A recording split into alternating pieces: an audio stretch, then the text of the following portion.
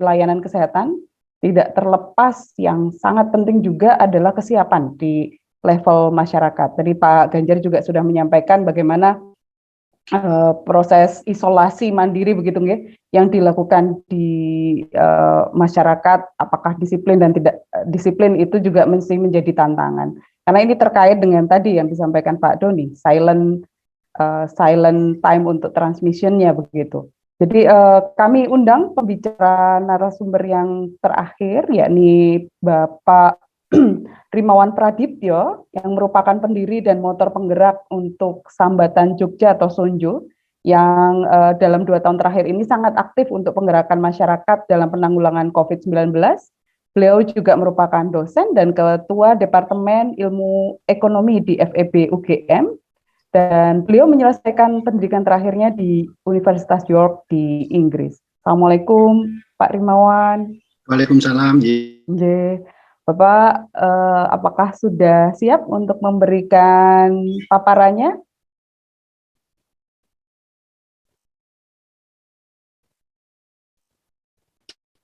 Ya, bentar, belum terlihat Bapak.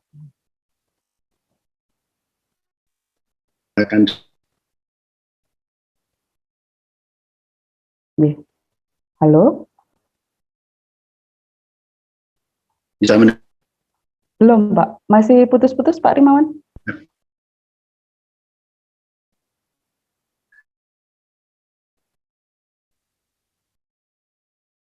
Halo? Pak Rimawan? Halo? Saya sampun.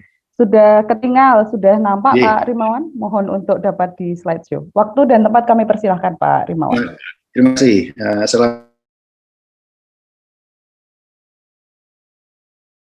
Kaitannya dengan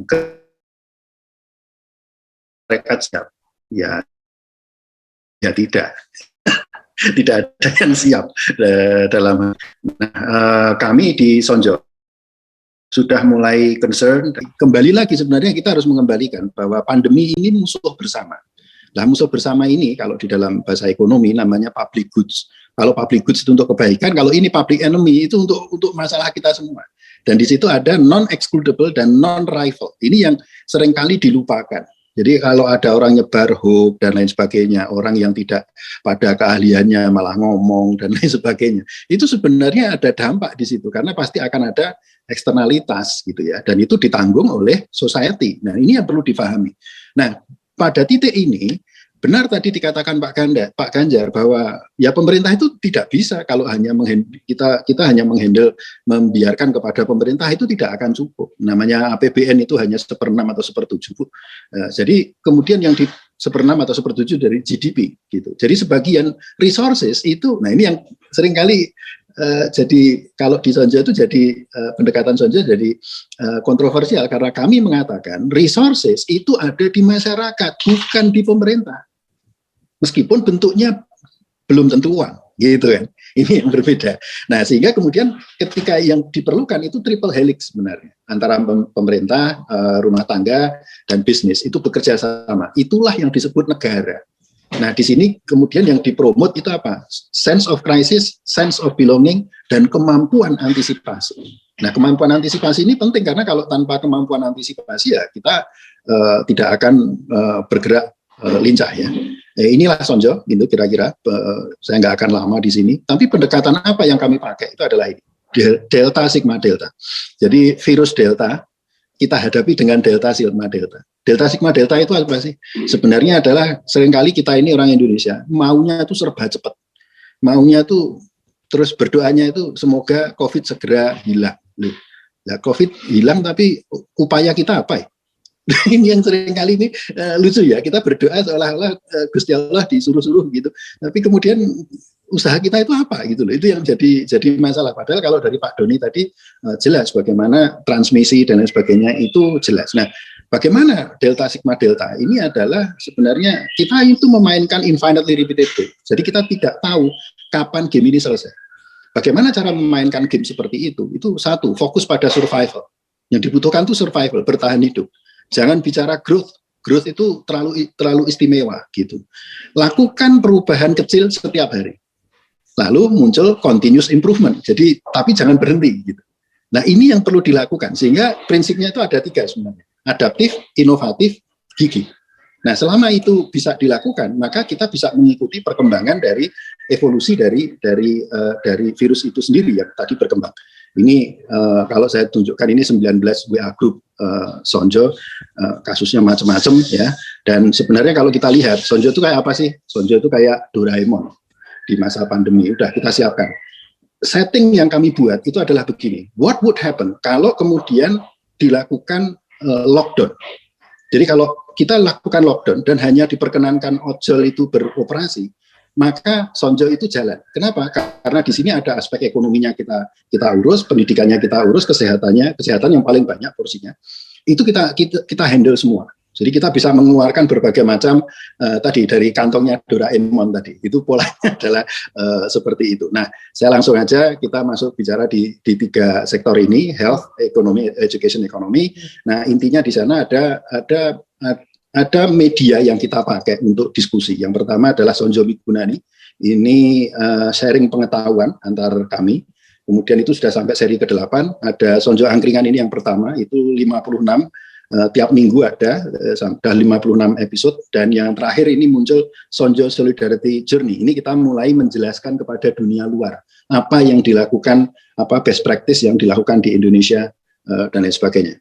Nah, kami akan munculkan di sini ada 11 intervention atau 11 program yang kami buat di sektor kesehatan ini yang paling banyak dari 21 program yang ada di Sonjo. Saya tidak akan bicara 1 dengan sampai 4, saya langsung aja masuk ke 5, nanti bisa saya share materinya.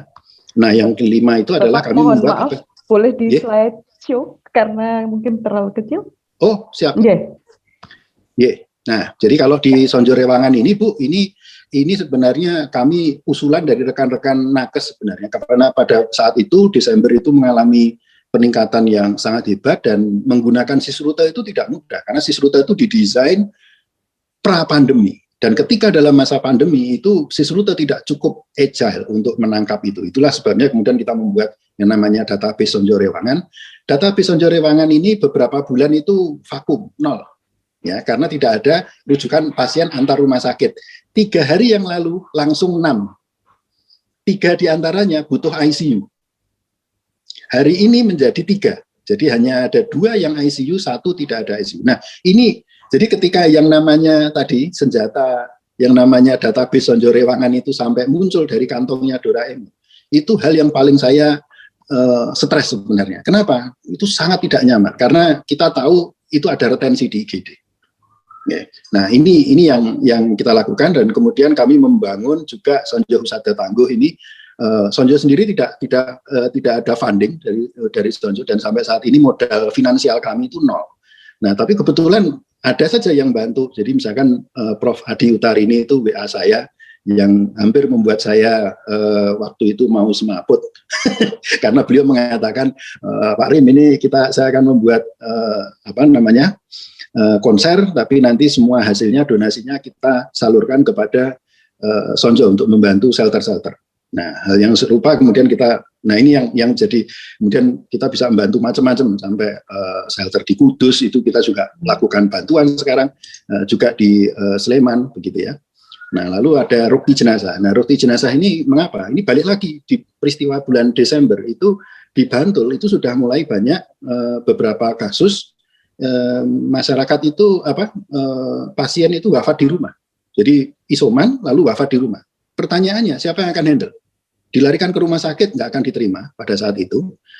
Kalau kemudian ditangani oleh masyarakat sendiri, apakah penanganannya sudah benar atau tidak? Itu sebabnya kami buatkan Sonjo Rukti Jenazah dan kami buatkan video kaitannya dan ini ada Pak Dumono dan Pak Trididi Wibowo Edi ya yang memberikan penjelasan kaitannya dengan step by step bagaimana melakukan Rukti Jenazah dan itu bisa diakses gratis materinya.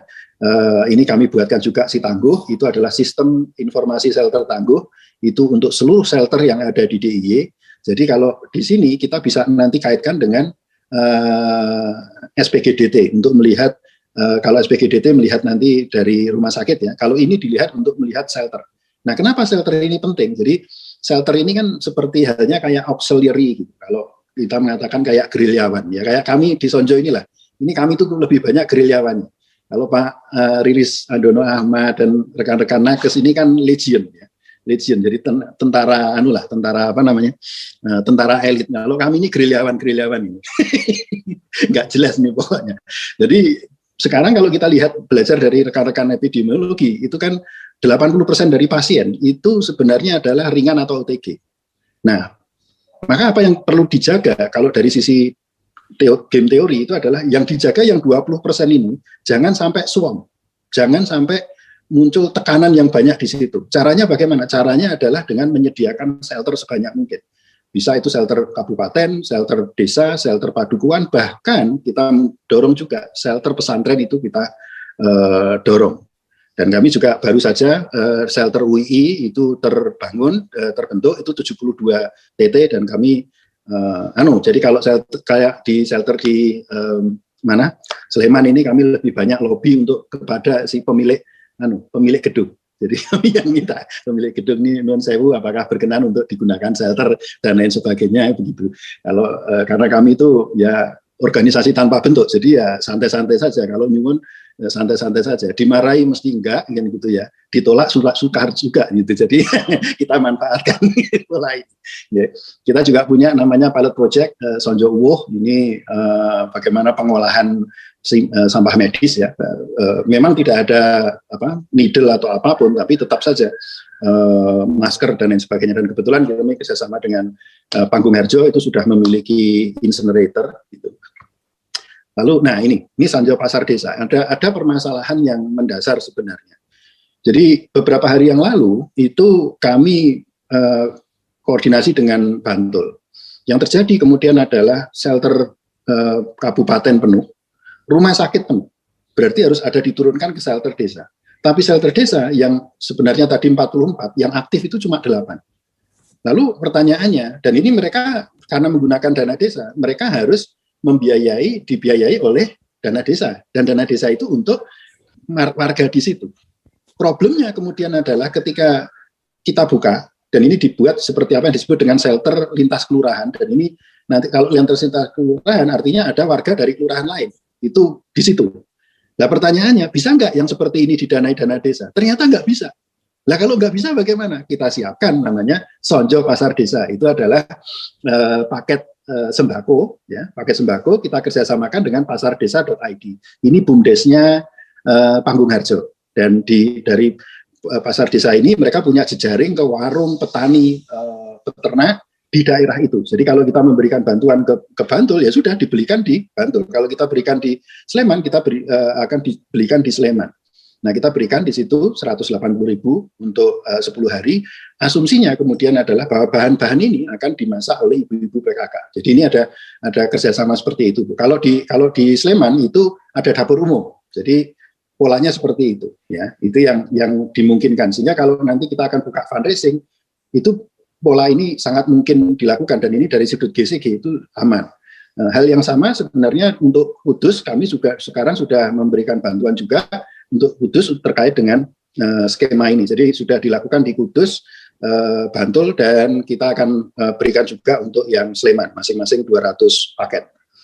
Nah, kemudian kami punya yang namanya Sonjo Saras. Sonjo Saras ini adalah upaya untuk menjaga kualitas dari shelter-shelter tadi. Jadi siapa yang ada di sana, kita ada buku panduannya dan lain sebagainya, dan kita mengajak rekan-rekan dari Fakultas Kedokteran serta Fakultas Farmasi, ada mahasiswa dan lain sebagainya, ini untuk kemudian bisa melakukan pengecekan dan melihat bahwa quality control, terutama dari sisi aspek safety, itu bisa dipastikan di setiap shelter. Nah, apa yang terjadi di Jogja ini, kami coba kemudian kemarin ada permintaan dari rekan-rekan dari NU dan juga Muhammadiyah, lalu kemudian kami berkoordinasi bertiga, jadi NU, MCCC, dan kemudian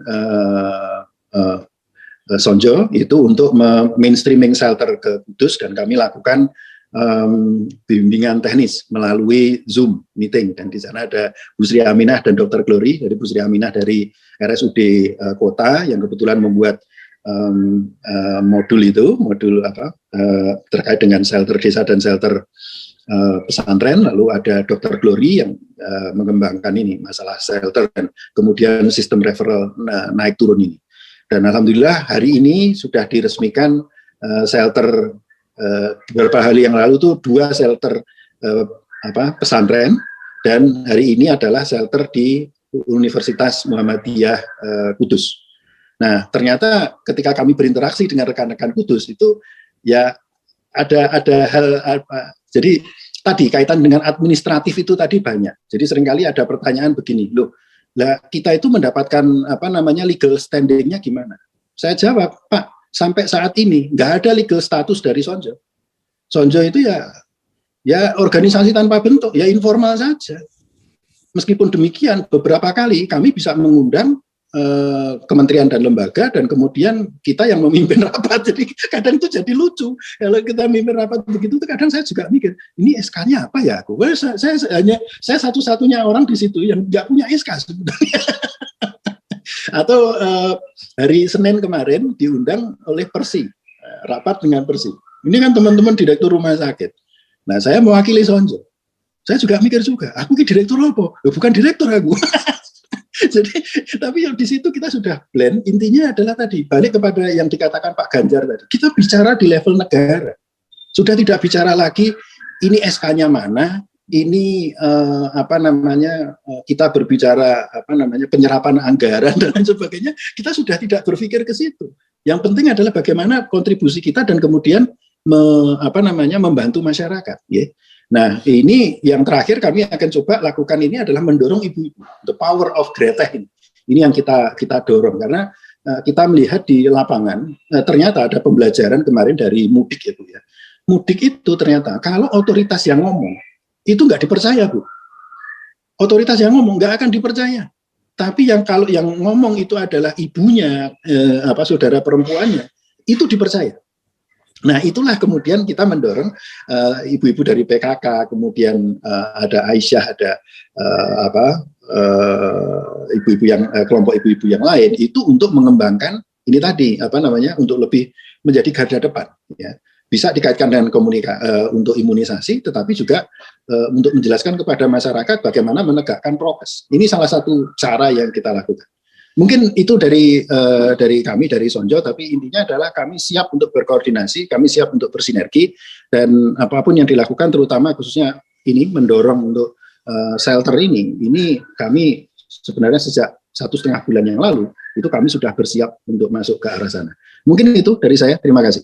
Siap, terima kasih banyak Pak Rimawan. Wah, ini kalau kita bicara Pak Rimawan ini bahkan bosnya bos gitu ya Pak.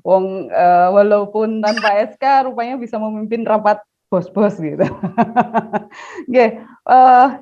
Itu tadi sudah disampaikan bagaimana kantong Doraemonnya yang dimotori Pak Rimawan bisa membantu bahwa COVID ini penanganannya tidak hanya dari sisi kesehatan, tapi banyak faktor-faktor lain atau hal-hal lain yang sampai kecil-kecil diperhatikan ya, bagaimana suplai makanan, quality control dari shelternya dilihat. Jadi menarik sekali, dan saya rasa Sonjo di DIY sudah menyebar luas ya, utamanya yang sekarang membutuhkan bantuan di Kudus, dan saya dengar di Jawa Barat sudah mulai juga meminta sharing informasi dari teman-teman di Sonjo DIY. Baik,